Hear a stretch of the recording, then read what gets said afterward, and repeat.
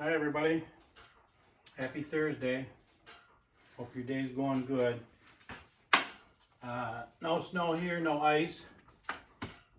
Nicole and Bill were supposed to get a big snowstorm out east, and they just got a little bit of ice, not hardly any at all, so they really lucked out.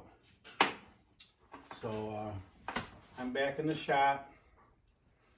Deb and I just took a 1-hour lunch today, and don't look like I got a whole lot done, but I've been plugging away.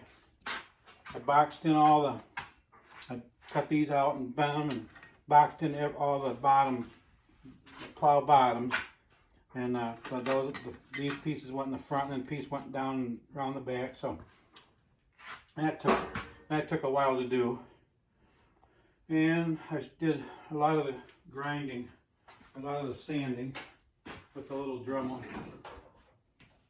The little Dremel tool, my little bit on the end, and wherever there's like a weld, I go in here and grind that nice and shiny and smooth, and get that so the filler will stick good. So that's what I've been doing most of the day, is getting down here on every single weld and making sure that was shiny and clean, so that the filler would all stick. So I got the bottoms looking good, and I got all the rest of the pieces. The first coat's on. So if everything goes good tomorrow, we'll go over it all again and get the spots that I haven't done yet. Here are the spots that I've missed. But it's kind of funny because when I'm building the model, I try to get as much detail in it as like the real ones. And then when I get close to getting ready to paint it, I kind of do the opposite by filling all those, wherever there's like joints and stuff, I fill them in, and it looks more like it was a cast. It was cast, you know, like in a mold, instead of all them pieces being separate. This makes it look like they're all one piece. And people used to ask me if I cast the parts on my models, and I always told them no, I hand build everything. And they said, well, everything looks just like it's one piece, like it was just a casting. And so that's kind of what the step that this right here is.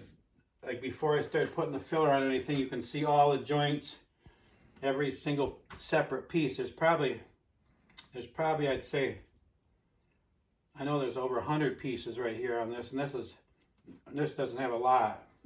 So 100 pieces, and probably 200 pieces with all the nuts and bolts. And so when everything's filled in, a lot of it looks like it's just one piece. So but that's how I like doing it. I don't like seeing all the grinding marks and all the welds, and so that's kind of my style of building my models. And so I think what's for supper, Deb? Burnt chicken? The burnt chicken went into the soup. Let's get rid of that and get some burnt soup, right? Tonight's burnt soup? Yeah, burnt soup. Mm-hmm. Okay. Everything's burnt in this group. Nothing should be. Now the soup, do you think is burning now? Probably. Gonna have double burnt soup? Yeah. I come out here, I get stuff started and come out here. Well, there you go. Okay, so I guess we got just to say, maybe so tomorrow night, this I should have this all done and sanded, and so let's see, that's Friday. So if everything goes good, I could possibly get going painting on it this weekend. So we're plugging away. It's been a crazy project, but a fun one. I really like it. It's very unique, and it's gonna look. You can't tell. The other day I held the plow up to it, and you couldn't really tell. Over here are the tractors. See, Deb, I got the hood sitting on the tractor, and I held the plow up here, but you couldn't really tell really how it was going to look without the tires on there, or without the tractor looking like it's supposed to look. But you get a little bit of an idea that the thing's going to be, it's going to be a good size model. So I'm very happy with it. I'd say I'm 95% happy with the tractor and the model, which I'm never 100% happy with not anything, any of them.